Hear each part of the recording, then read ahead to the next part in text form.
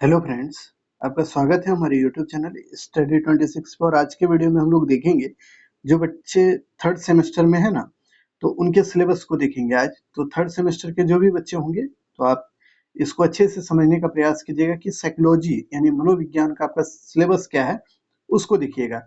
और ये जो सिलेबस है ये सब के लिए मेजर माइनर एमडीसी सबों को यही पढ़ना है, ठीक है।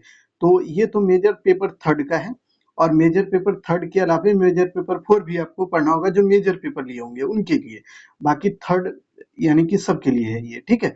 इसमें माइनर वाले भी पढ़ सकते हैं और एमडीसी वाले भी इसको पढ़ सकते हैं, ठीक है। तो आज का सिलेबस जो होगा इसको आप देखिएगा कि ये 4 यूनिट में बटा हुआ सिलेबस है, ठीक है। और ये पूरा का पूरा सिलेबस ऐसा है ना, जिसको अगर आप अच्छे से नहीं पढ़ते हैं तो आपको आगे भी दिक्कतें होगी। चूंकि आपका पूरा का पूरा मनोविज्ञान जो समझना है आपको, बेसिकली इसी के आधार पे समझना होता है, ठीक है। तो आज हम लोग कोशिश करेंगे ताकि आप इन चीजों को समझ के अपने एग्जाम को भी अच्छे से पार कर सके, और बाकी आपके जो सब्जेक्ट से रिलेटेड जब भी कोई एग्जाम आप दीजिएगा टीचर वगैरह किसी का भी, तो उसमें भी ये बहुत इंपॉर्टेंट होने वाला है। ये पूरा का पूरा सेगमेंट ही आपका बहुत इंपॉर्टेंट है, ठीक है। जो बीएड करते होंगे या जिनका बीएड हो रहा होगा उनसे पूछिएगा ये सिलेबस कैसा है, नहीं है, क्योंकि ये पूरा का पूरा डिजाइन उसी तरह का है सिलेबस, ठीक है। तो अब चलिए हम लोग शुरू करते हैं, सिलेबस को समझने का प्रयास करेंगे कि आखिर सिलेबस के अकॉर्डिंग आपको पढ़ना क्या है। देखिए, थोड़ा ये वीडियो हो सकता है कि डिटेल में हो, ठीक है, क्योंकि इसमें हम आपको बताते चलेंगे कि आपको करना कैसे है, पढ़ना कैसे है। चीजों को एकदम बढ़िया से रियलाइज आप करके चलिएगा, और जैसे हम बोलेंगे ना, जिस टेक्निक का यूज करने के लिए बोलेंगे बस उसी को यूज करना है आपको पूरे सिलेबस को समझने के अकॉर्डिंग, ठीक है। तो देखिए, डेवलपमेंट ऑफ साइकोलॉजी यानी कि साइकोलॉजी का विकास जो है ना, उसके बारे में ये पूरा का पूरा सिलेबस आपका बना हुआ है। 4 यूनिट में है, तो एक एक करके यूनिट को भी देखते चलेंगे और उसके पार्ट को भी देखते चलेंगे। तो यूनिट 1 में देख लीजिए, जीवन काल, परिप्रेक्ष्य, प्रकृति, महत्व और सिद्धांत। यानी कि सीधा सीधा मतलब ये है। अब देखिए, इस पूरे सिलेबस को पढ़ते हुए आपको ये ध्यान में रखना है, एक बच्चा आपके अगल बगल में जो रहता है उसका विकास कैसे कैसे होता है, यानी कि उसका शारीरिक विकास, मानसिक विकास, उसका सोचने का, समझने का नजरिया कैसे कैसे परिवर्तित होता है, वही चीज पर आधारित ये पूरा सिलेबस है, ठीक है। तो जीवन काल का परिप्रेक्ष्य का मतलब होता है कि जीवन काल का स्टार्ट कैसे होता है, तो उन चीजों को यहाँ पे समझेंगे, ठीक है। डेवलपमेंट अपने लाइफ का, हम लोग के लाइफ का कैसे कैसे हुआ है, तो उसको यहाँ पे समझना होगा। फिर देखिए, दूसरा है विकास की अवस्थाएं, स्टेजेज ऑफ डेवलपमेंट इसको कहते हैं, ठीक है। तो इसको समझने के लिए आपको ये समझना होगा ना कि विकास जो है ना, कई एक मतलब चरण से होकर गुजरता है। जैसे कि मान लीजिए, आप जब बचपन में थे, उससे पहले आपका जब जन्म नहीं हुआ था, उसके पहले आप माँ के गर्भ में थे, हम भी थे, सब कोई था। तो इसको बोलते हैं गर्भावस्था, ठीक है, गर्भावस्था। उसके बाद देखिए, हम लोग का जन्म हुआ, तो इसको क्या बोलते हैं जानते हैं? शेषवावस्था। उसके बाद होता है बाल्यावस्था, फिर किशोरावस्था, फिर आप देखिएगा किशोरावस्था के बाद फिर देखिएगा युवा अवस्था और वृद्धावस्था। ये अवस्थाएं हैं, तो इनको समझना होगा। इसमें डेवलपमेंट आपके शरीर का कैसे होता है, नहीं होता है, वो चीज। जैसे कि एक बच्चा जो है 1 साल का है, तो क्या वो दौड़ पाता है? तो कुछ कुछ बच्चे चलना शुरू कर देते हैं लेकिन दौड़ तो नहीं पाता है, तो वो चीज आपको समझना होगा। फिर देखिए, वही बच्चा अगर 5 साल का हो जाता है तो वो दौड़ने लगता है, वो बोलने लगता है। वही 1 साल का बच्चा रहता है तो वो माँ पा ऐसे करके बोलता है ना, ज्यादा अच्छा से तो बोल नहीं पाता। तो ये चीज आपको यहाँ पे समझना होगा कि कैसे कैसे डेवलपमेंट होता है आपके शरीर, यानी समय के परिवर्तन के साथ। उसी तरह आप देखिएगा, जब 10 से 11 साल का बच्चा हो जाता है, कोई भी बच्चा, तो वो बोलने लगेगा। फिर लड़का अगर है तो उसमें थोड़ी-थोड़ी उसको मूंछें आने लगेगी। लड़कियां हैं तो उनमें भी बहुत तरह के परिवर्तन होने लगते हैं, उनके शारीरिक अंगों में बहुत तरह की परिवर्तन देखने को मिलता है। तो यानी सीधा-सीधा मतलब जानिए कि विकास की इस अवस्था में आपको ये समझना है ना कि कैसे-कैसे विकास होता है, डेवलपमेंट होता है हमारे शरीर का, और वो कैसे-कैसे हम लोगों का समय गुजरने के साथ-साथ, उम्र बढ़ने के साथ-साथ होता जाता है। उन्हीं चीज़ों को यहाँ पे बेसिक रूप से समझना है। एकदम बच्चे की तरह आपको सोच के इसको समझना पड़ेगा, ठीक है? इसमें आपको ज़्यादा दिमाग लगाना नहीं पड़ेगा, ठीक? उसके बाद देखिए, अध्ययन की विधि, इसमें आपको देखना होगा अनुदैर्ध्य विधि, अवलोकन विधि, क्रॉस सेक्शन अध्ययन विधि, इसको देखना होगा। फिर देखिए, विकास के कारक देखने होंगे आपको, जिसमें कि आपको समझना ये होगा, जीन से संबंधित जो होता है ना, उस कारक को समझना होगा। जैसे कि मान लीजिए, आपके पापा अगर लंबे होंगे तो उम्मीद है कि आप भी लंबे होंगे, यानी आपके पिता का अगर कुछ प्रभाव आपके ऊपर पड़ा होगा तो हो सकता है, या फिर हो सकता है कि आपके नाना नानी के घर का कुछ प्रभाव आपके ऊपर पड़ा हो, या आपके दादा के घर के प्रभाव, कुछ प्रभाव पड़े हों। तो ऐसे मतलब होता है ना, हर एक इंसान के साथ कुछ ना कुछ उसके माँ पिता का गुण उसके अंदर भी होता है। तो ये जो हम लोग देखते हैं ना, तो इसी चीज को समझना होगा यहाँ पे कि आपके जेनेटिक्स का क्या प्रभाव आपके ऊपर पड़ता है, तो उस चीज को यहाँ पे समझना होगा, ठीक है। उसके बाद देखिए मनोसंचारी और समाजजन्य, ये सभी का प्रभाव आपके ऊपर क्या क्या पड़ता है, क्या कारक है, तो उन चीजों को जब पढ़ाएंगे ना, तो वहां पे और अच्छे से आपको डिटेल में समझ में आएगा, ठीक है। अगला जो टॉपिक है इसी में यूनिट 2, तो इसमें देखिए संज्ञानात्मक विकास। संज्ञान का मतलब होता है ना सोचना बूझना, आप जो चिंतन कर पाते हैं या फिर आप जो समझ पाते हैं, तो वो चीज का विकास भी धीरे धीरे बच्चों में होता है। जैसे कि देखिए जो बच्चा जन्म लिया वो तुरंत बोलना थोड़ी शुरू कर देता है कि मम्मी हमको पानी ला के दो, वो रोता है, रो के मतलब उसको भूख लगता है तो रोने लगता है बच्चा, देखिएगा। फिर उसकी मम्मी समझ जाती है हाँ भाई उसको खाना चाहिए, तो वो उसको मतलब पानी वगैरह जो भी है वो पिलाती है। फिर उसके बाद देखिए समय जैसे ही बदलता है, यानी कि जो बच्चा 4 साल का हो गया, वो क्या होगा, उसको अगर पानी प्यास लगा होगा तो वो बोल सकता है, यानी कि उसमें समझ इतनी आ गई कि वो बोलने लगता है। यानी यहीं पे आपको देखना होगा संज्ञानात्मक विकास कैसे कैसे बच्चों में होता है, यानी समझ का, ठीक है, परिपक्व कैसे होने लगता है बच्चा, ठीक। तो इन चीजों को यहाँ पे समझेंगे। इसमें दो थ्योरी आपको पढ़ना होगा, जहां से एक ना एक थ्योरी जरूर आपके लिए होगा, यानी ये आपके एग्जाम में जरूर होगा, या तो पियाजे या बैगोत्स्की। इसके सिद्धांत आपके एग्जाम में पूछे जाएंगे। पियाजे के सिद्धांत हो सकते हैं पूछे जाए कि पियाजे के द्वारा जो संज्ञानात्मक विकास के बारे में थ्योरी दिया गया वो क्या क्या दिया गया उसको देखना होगा, और बैगोत्स्की का जो थ्योरी है उसको भी आपको हम बताएंगे, ठीक है। उसके बाद देखिए भाषा विकास, कैसे कैसे बच्चों में भाषा का विकास होता है। जैसे कि मान लीजिए आपका जन्म हुआ होगा, आपके घर में जो भी भाषा बोला जाता होगा, अगर भोजपुरी बोला जाता है भोजपुरी, या हिंदी बोला जाता हो तो हिंदी, आपने घर की ही भाषा को सबसे पहले सीखा होगा, यानी मातृभाषा जिसको बोलते हैं, ठीक है। जो आपके मतलब घर का परिवार का भाषा होगा उसी को आप सीखे होंगे। फिर आप स्कूल गए तो वहां पे आपने इंग्लिश हिंदी जो भी भाषा सीखना होगा स्कूल से सीखना आपने शुरू किया, संस्कृत भी आपने सीखा, तो इसी तरह उर्दू बंगाली जो भी आपने भाषा को सीखा वो स्कूल से सीखा। फिर कॉलेज गए तो वहां भी आपको सीखना पड़ रहा है।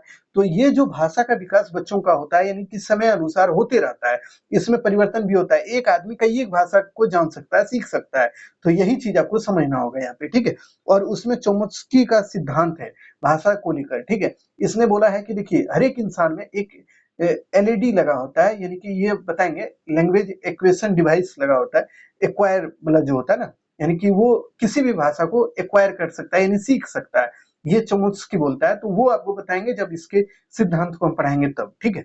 तो इसको भी आपको देखना है। फिर देखिए मॉरल डेवलपमेंट यानी नैतिक विकास के बारे में, उसके अर्थ को समझना होगा। कोलबर्ग के द्वारा जो नैतिक विकास का थ्योरी दिया गया उसको देखना होगा। और फिर देखिए जिगेन जिगे रुकिए एक मिनट, जिलीगैनिस का थ्योरी भी आपको देखना होगा। यानी सीधा सीधा देखिए इस पूरे यूनिट में आपको थ्योरी ही पढ़ना है, यानी कि कंसेप्ट और थ्योरी ऐसे करके आपको पढ़ना पड़ेगा पूरा का यूनिट, ठीक है। पूरा यूनिट, ये यूनिट 2 जो है, और इसमें जो है ना भर के क्वेश्चन पूछेगा ऑब्जेक्टिव से लेकर सब्जेक्टिव तक।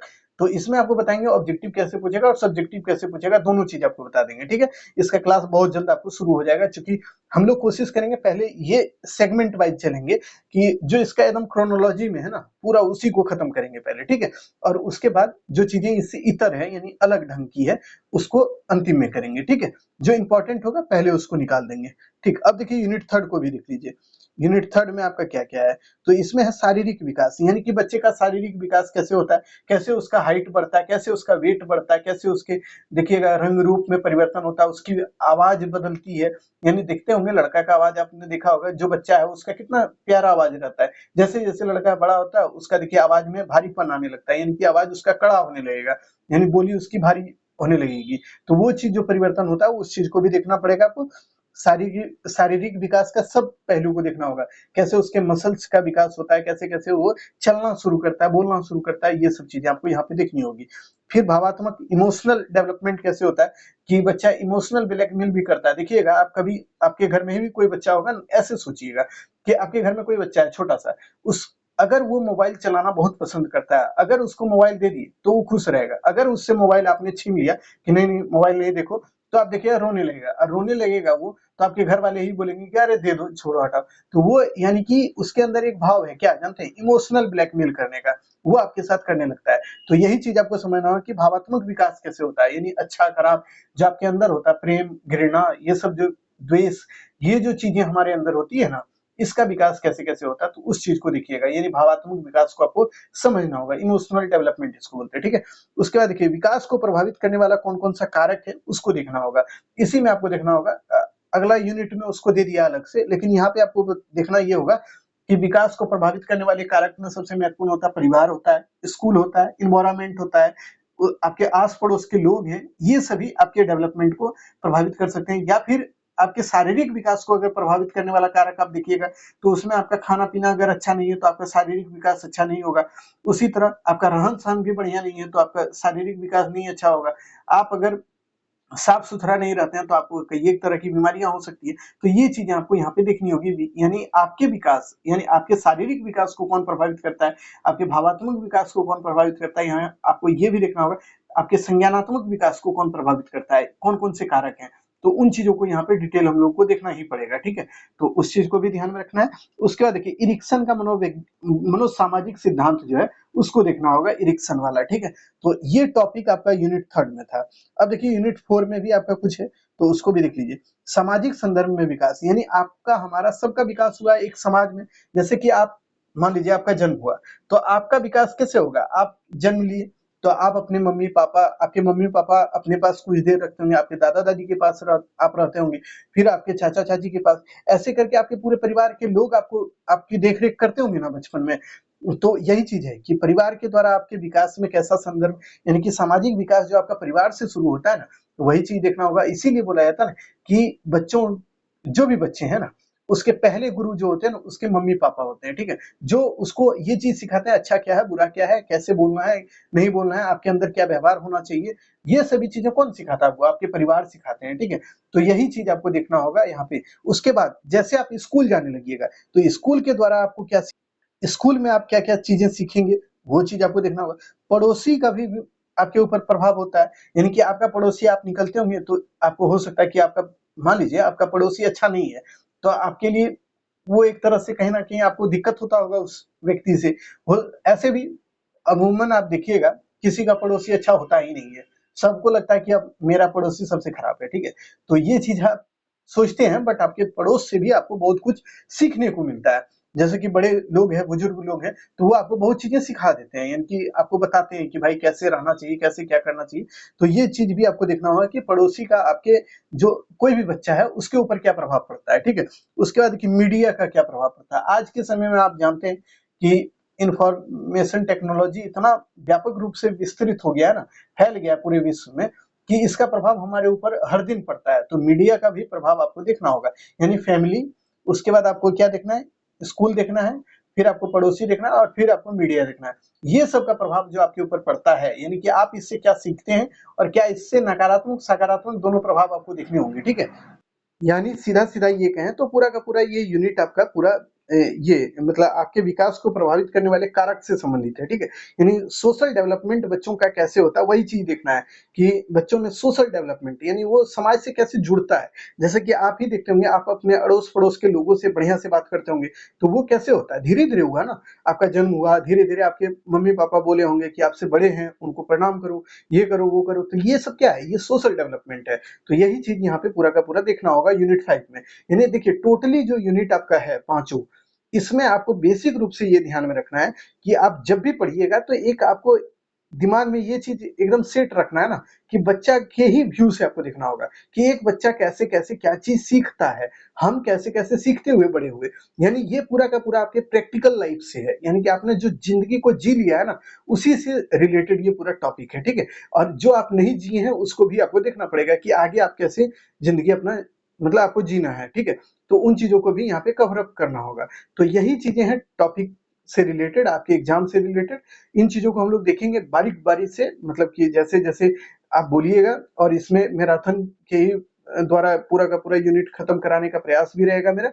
लेकिन कंडीशन एक ही है कि आप अपने दोस्त यार में ज़रूर शेयर कीजिए, ताकि हमको भी ये चीज़ लगे ना कि हम भी नई चीज़ें आपको दे सकें जल्दी से, ठीक है? तो शेयर ज़रूर कीजिएगा। बाकी हम लोग कोशिश करते हैं कि आपको अच्छे से अच्छे कंटेंट के साथ चीज़ें जल्द शुरू कर दें, ठीक है? उसके बाद अगर नए होंगे तो चैनल को ज़रूर सब्सक्राइब कर लीजिएगा। एक बात और, टेलीग्राम चैनल को जॉइन किए हैं तो ठीक है, नहीं किए हैं तो कर लीजिए। वहाँ पे आपको सारा का सारा पीडीएफ मिलेगा, उसके अलावे वहीं पे आपको इन्फॉर्मेशन दिया जाएगा कि कौन दिन कौन से क्लास आपके होने वाले हैं, ठीक है। तो टेलीग्राम को ज्वाइन जरूर करिएगा, और बाकी ऑब्जेक्टिव वाली जो चीजें होंगी उसको हम क्लास के माध्यम से आपको बताते रहेंगे, ठीक है। तो आज के लिए इतना ही बच्चों, फिर मिलते हैं नए वीडियो में, तब तक के लिए धन्यवाद।